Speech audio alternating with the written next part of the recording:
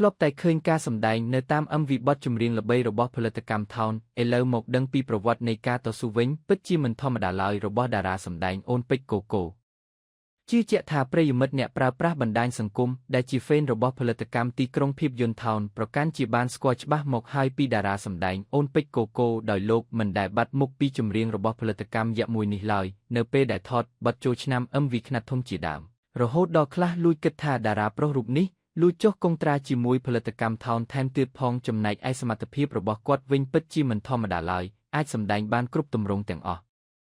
យ៉ាងណាមិញតាមរយៈបណ្ដាញសង្គម Telegram តារាសម្ដែងអូនពេជ្រកូកូបានរៀបរាប់ប្រាប់មកកាន់ក្រុមការងារចម្បក់ TV យើងខ្ញុំថាជំរាបសួរខ្ញុំបាទឈ្មោះអូនពេជ្រកូកូសប្តាហ៍ថ្ងៃរស់នៅរាជធានីភ្នំពេញទីកន្លែងកំណើតគឺនៅទីរួមខេត្តតាកែវហើយរាល់ថ្ងៃប្អូនប្រកបមុខរបរលក់ផលិតផលតិចតួចនិងថតប្រមូលផលិតផលហើយក៏ដូចជាចាប់អាជីពសិល្បៈបន្ថែមដូចជាថតរឿងខ្លីថតអូសចំពោះការងារសិល្បៈគឺខ្ញុំចូលប្រឡូកតាំងពីឆ្នាំ2018រហូតមកដល់ពេលនេះអស់រយពេលជិត10ឆ្នាំហើយអូនពេជ្រកូកូបានបន្តទៀតថា